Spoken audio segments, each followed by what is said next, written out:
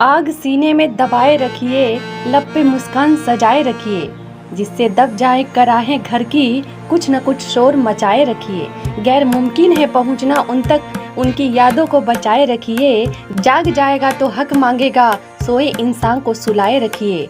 जुल्म की रात भी कट जाएगी, आस का दीप जलाए रखिए।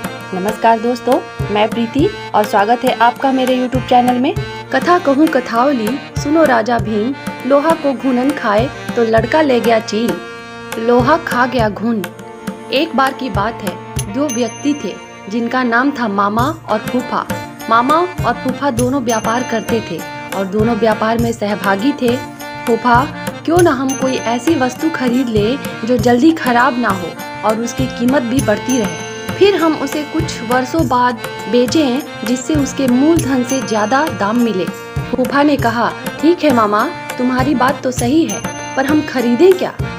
उन्होंने आपस में राय मशवरा किया और लोहा खरीदने का निर्णय लिया। दोनों ने बराबर रुपए मिलाकर लोहा खरीदा। फूफा ने मामा से कहा कि लोहा वह कहीं सुरक्षित स्थान पर रख दे। मामा ने लोहा अपने पास एक पुरानी कोठरी में रख लिया। कुछ दिन तो लोहा जस का तस रखा रहा, पर धीरे धीरे मामा के मन में लालच आ गया और मामा फूफा को बिना बताए लोहा बेचने लगा। काफी दिनों बाद फूफा मामा के पास गया और बोला, मामा, आज लोहे का भाव काफी बढ़ गया है, जल्दी से वह लोहा निकालो, हम इसे बेच कर आते हैं। इस पर मामा बोला, फूफा, लोहा तो अब कबाड़ में नहीं है, क्योंकि लोहे को तो घुन खा गए हैं। फूफा समझ गया कि मामा ने उसके साथ धोखा किया है और उसे बिना बताए सारा का सारा लोहा बेच दिया है। फूफा को क्रोध तो बहुत आया, पर वह बिना कुछ कहे सुने वहाँ से चला गया।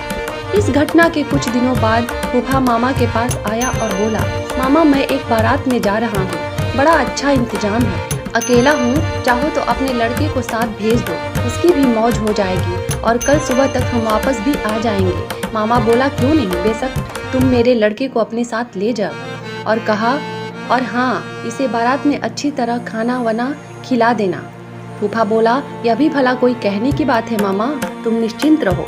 इस तरह 2 दिन बीत गए। मामा का लड़का अभी तक घर वापस नहीं आया। मामा को बहुत चिंता हो गई कि अभी तक उसका लड़का घर वापस क्यों नहीं आया। वह अपने लड़के के बारे में जानने के लिए फूफा के पास गया और बोला, फूफा, मेरा लड़का कहाँ है, वह अभी तक घर वापस क्यों नहीं आया है? फूफा ने कहा, क्या बताऊँ मामा, रास्ते में एक चील तुम्हारे लड़के को उठा कर ले गई।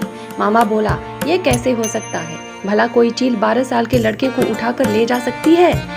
सीधी तरह मेरे लड़का मुझे वापस करो, नहीं तो मैं राजा भीम के पास जाऊंगा। फूफा बोला, ठीक है मामा, चलो राजा जी के पास चले, अब वही न्याय करेंगे। मामा वहाँ के राजा भीम के सामने पेश हुआ। राजा भीम ने सारी बात सुनी और आश्चर्यचकित होते हुए फूफा से कहा, देखो फूफा, तुम झूठ बोल रहे हो, भला कोई चील 12 वर्ष के लड़के को उठाकर अपने पंजों से आसमान में ले जा सकता है? इस पर फूफा ने उत्तर दिया, कथा कहूँ कथावली, सुनो राजा भीम। लोहा को घुनन खाए तो लड़का ले गया चील। इस पर राजा भीम समझ गए और उन्होंने मामा को आज्ञा दी कि वह फूफा का लोहा वापस कर दे और फूफा को कहा कि वह लड़के को मामा के पास वापस पहुंचा दे। तो दोस्तों, अगर वीडियो पसंद आई हो तो इसे लाइक कीजिए और चैनल को सब्सक्राइब कीजिए। Thank you, bye.